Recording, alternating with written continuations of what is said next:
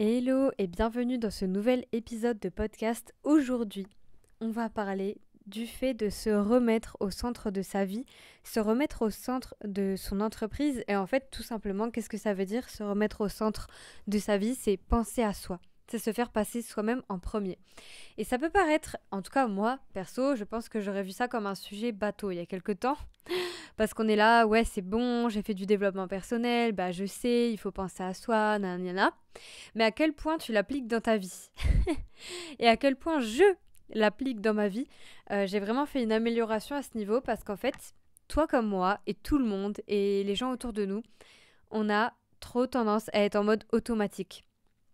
Si t'as pas un temps officiel pour te poser, si tu fais pas, je sais pas, du yoga, un moment de méditation ou que tu n'es jamais coaché, bref, que tu es en mode automatique, genre tu te lèves, tu travailles et tu dors. Bon, je fais vraiment un gros résumé, hein, voilà. Bah, en général, tu vas moins te poser des questions comme tiens, qu'est-ce que je veux là? Qu'est-ce que j'ai envie de faire aujourd'hui? Qu'est-ce que j'ai envie de faire cette semaine? Qu'est-ce que j'ai envie de faire pour moi? Qu'est-ce que je pourrais faire qui serait uniquement pour moi, purement égoïstement? Et je sais que moi, euh, avec mon entreprise, j'ai tendance à oublier ça. Je sais que c'est un défaut dans ma personnalité, c'est dans mes conditionnements. Donc j'y fais de plus en plus attention. Et tu vois, le fait de se remettre au centre de ta vie, au centre de ton entreprise, si jamais tu es auto-entrepreneur, si tu es entrepreneur, ou encore même si tu es salarié hein, ou leader, c'est pareil. C'est vraiment, vraiment important et tu vas voir que ça te rend beaucoup plus créative, beaucoup plus à l'écoute, beaucoup plus heureuse, beaucoup plus épanouie. C'est vraiment une sensation que peut-être tu as perdue. C'est vraiment important de mettre les mots là-dessus, je trouve, parce que moi-même, je sors d'un épuisement. Hein. Je pense que tu l'as vu. Alors, un épuisement, je ne suis pas allée jusqu'au burn-out, mais j'ai frôlé le burn-out, on va dire. Et je me suis rendu compte qu'en fait, quand tu crées ton entreprise, t'es tellement à fond, et c'est pareil pour les projets, hein, t'es tellement à fond sur ton truc, ça te tient tellement à cœur. Souvent, t'as fait une entreprise parce que tu voulais quitter un job que t'aimes pas, peut-être que t'as pas été encouragé, du coup, tu veux prouver que tu vas y arriver, du coup, tu mets une énergie dedans qui est juste énorme. Et parfois, tu oublies complètement que en fait toi aussi tu existes. Genre tu as une vie, tu as besoin de manger, tu as besoin de dormir, mais tu as aussi besoin de faire des loisirs qui non ne sont pas productifs, des loisirs qui non ne sont pas liés à ton entreprise. Je te donne un exemple type que j'aime bien partager, c'est les lectures. Quand tu es psy ou coach, j'ai remarqué que ce soit moi ou des amis, on a tendance à lire sur les sujets qui nous passionnent et donc, par exemple, moi-même, j'ai énormément de livres sur le trouble de l'attention, sur le haut potentiel, sur la multipotentialité, blablabla. Sauf que le soir, en fait, si je lis ça, j'arrive même plus à voir que je le lis pour moi. Parce que moi, je fais les liens directs avec ah tiens, dans tel atelier, je vais faire ça. Ah tiens, avec ma coachée, on a rencontré ça, ça me fait quoi ça? Oh tiens, ça me donne une idée, etc. Et donc au final, je quitte jamais le travail. Et j'ai commencé à me dire, ok, bah je vais me remettre à lire des romans, me remettre à lire des choses qui n'ont aucun rapport avec mon travail, et en dehors de ça, qui m'apportent à moi très spécifiquement, même si ce ne serait pas du tout comme ça que peut-être des gens géreraient leur énergie. Je te donne un exemple parce que souvent, de manière générale, on te recommande un sport, on te recommande de méditer pour aller mieux, pour te déstresser, mais il y a aussi ce que toi, tu as envie de faire. Moi, tu vois, un truc qui m'apporte une joie immense, mais alors, truc de fou, c'est de participer à des cercles de parole. C'est des cercles de parole pour moi, c'est d'être dans des beaux endroits, ça peut être de me faire masser, mais ça peut aussi être de créer une chorégraphie avec des personnes et de danser avec le feu. Si tu me suis sur Instagram, t'as dû le voir, j'ai dansé avec le feu là, il y a pas longtemps. Et ça m'a tellement régénérée, c'est incroyable. Pareil là, ce matin j'ai fait un cours de hula hoop, donc tu sais, du cerceau. Et après j'ai parlé en anglais avec deux personnes et c'était tellement bien en fait, ça m'a grave rechargée et j'ai eu vraiment la sensation de faire quelque chose pour moi parce que c'est du hula hoop, parce que c'est de la danse avec le feu et oui c'est pas commun. Et pourtant bah, j'adore ça et j'avais tendance à me dire bah non, je vais plutôt faire de la musculation, je vais plutôt faire de la boxe même si j'adore la boxe alors qu'en fait au fond moi-même ce qui me faisait vibrer même si je trouvais ça peut-être un peu atypique, un peu bizarre ou autre, c'était de danser avec le feu, c'était de faire des pratiques d'art, etc.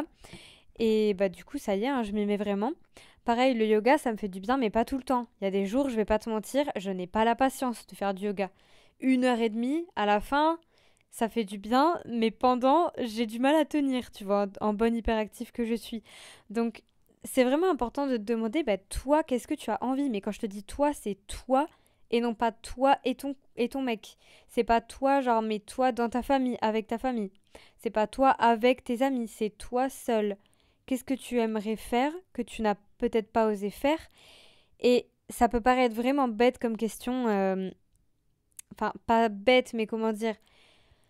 Ça peut sembler un peu bateau, moi je trouve, d'un point de vue extérieur. En tout cas, moi-même, je me le suis dit sur moi-même. Et au final, j'ai trouvé hyper puissant de faire un truc.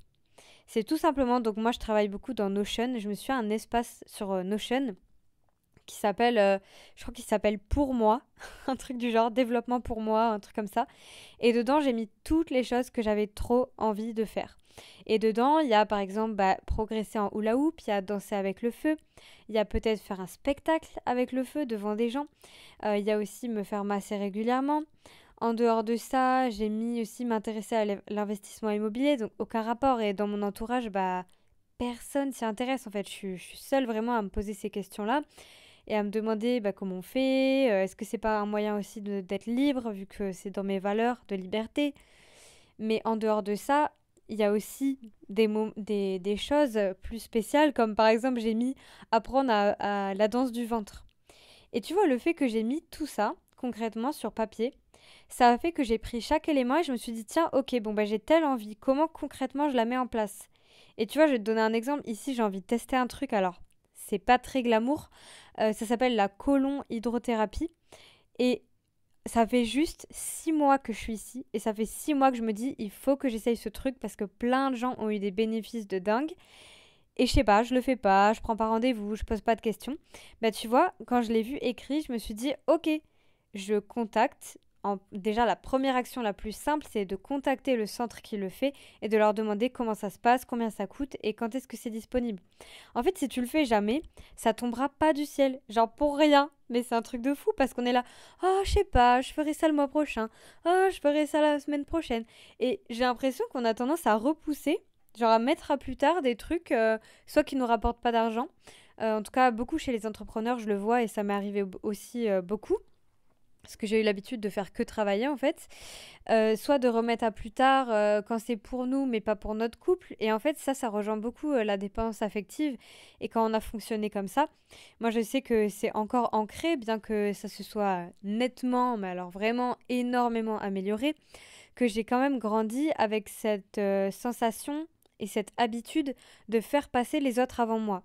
Et si tu as grandi comme ça en mode moi je dois faire plaisir aux autres, et où tu te poses même pas les questions, bah tiens, de quoi moi j'ai besoin là cette semaine, qu'est-ce que j'ai envie de faire moi, ça va pas être automatique.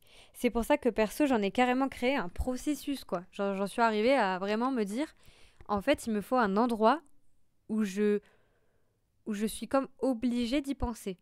Je suis obligée, sinon je ne le mettrai jamais en place. Parce que j'aurais tendance à être là, oh, je me laisse porter, oh, je travaille, et en fait, toutes mes mauvaises habitudes vont revenir. Donc du coup, c'est pas agréable pour moi. Et voilà, je sais pas si ça fera écho chez toi ce que je partage, mais c'est vraiment important, je trouve, cet épisode, c'est vraiment te rappeler de te mettre au centre de ta vie, c'est-à-dire de quoi tu as envie. Et pareil, s'il y a un truc que tu veux faire et t'es là, ah, j'ai pas l'argent, nanana, comment tu peux faire l'argent? Je te le dis parce que moi-même, là, il y a un séminaire qui me fait trop envie, ça fait plusieurs jours que je le regarde. Et oui, j'ai l'argent, mais c'est pas dans mes plans de base. C'est-à-dire que je suis pas censée rajouter une dépense actuellement. Et je me dis, bah tiens, concrètement, ok, si je veux vraiment y aller, comment est-ce que je peux vraiment profiter de ce séminaire? Comment est-ce que je peux le rentabiliser? Comment est-ce que je peux trouver l'argent? Comment est-ce que je peux créer l'argent? Quel produit je peux créer qui est agréable pour trouver l'argent? Et en fait, toutes ces questions, ça marche pour l'argent, mais pour plein d'autres choses. Et pour le couple, très souvent aussi, on a tendance à repousser à plus tard. Typiquement, on va se plaindre de ce qui ne va pas, mais on va pas se dire, tiens, notre relation s'essouffle un peu en ce moment. Comment je pourrais recréer des moments agréables et faire des recherches et tout? Il n'y a pas beaucoup de gens qui le font. Et pourtant, c'est tellement des manières de trouver son épanouissement. Et on cherche pas non plus à être parfait, hein, évidemment. On a le droit de aussi, parfois, bah non, pas avoir envie de faire d'efforts, pas avoir envie de chercher, pas avoir envie d'aller mieux. C'est ok. Mais voilà, tu vois, c'est vraiment super important, je trouve, de te faire ce rappel où bah, si tu as eu tendance à te sacrifier pour les autres, à sauver les autres, à te faire passer en dernier, peut-être même à être dans la dépendance affective ou encore à sortir avec des pervers narcissiques, euh, aujourd'hui, tu auras forcément à un moment une tendance de ça qui peut revenir dans ton travail, avec tes collègues, avec, je sais pas, même tes amis. Tu vas peut-être, quand ils vont te dire «Ah, venez, ça vous dit, on va à ce resto, j'ai trop envie», et tout le monde a trop envie et toi non. Et toi, t'es là «Bon, bah ok, j'y vais». Et en fait, après, t'es dégoûté. Bah ça, tu vois, ça c'est pareil, te remettre au centre de ta vie, ce serait dire non. Et être en mode «Non, moi, je vous avoue que ça me fait pas du tout envie». Et en fait, voir est-ce que tu peux faire un compromis, est-ce que tu dis non, est-ce que tu vas manger ailleurs. Et c'est des petits trucs comme ça au quotidien en permanence où en fait on se fait passer en second. Et notamment, enfin on est un peu conditionné comme ça parce que on est censé, comment dire, bien s'entendre dans un groupe, avoir une dynamique de groupe, etc. Donc c'est important de faire des concessions, on va dire. Mais voilà, c'est vraiment mon rappel pour toi, c'est de ne pas t'oublier. Et la question la plus importante que tu dois te poser là maintenant, là, une fois que tu m'as écouté, tu prends ton téléphone ou je sais pas quoi et tu notes cette question qui est: de quoi j'ai envie vraiment aujourd'hui et dans quelques semaines et dans quelques mois, qu'est-ce que j'ai envie de réaliser? Et je dirais même que tu pourrais rajouter qu'est-ce que j'ai envie de faire pour moi. Pas j'ai envie de faire tout court. Qu'est-ce que j'ai envie de faire pour moi et uniquement pour moi. Genre c'est purement égoïste. C'est que pour toi, ça sert que ton intérêt personnel. Il y a pas ça contribue au monde, ça apporte du bonheur aux autres. C'est vraiment purement égoïstement. Qu'est-ce que tu as envie de faire pour toi? Voilà, je te laisse sur cette question. Et d'ailleurs, non, je crois que j'en ai déjà parlé, mais que mon livre est sorti. J'ai tendance à grave oublier d'en parler. Sauf que bah, c'est un peu le moment, quoi, il est sorti. Donc si tu veux le retrouver à la FNAC, il s'appelle Hypersensible et Hyper Sereine, tout comme ce podcast.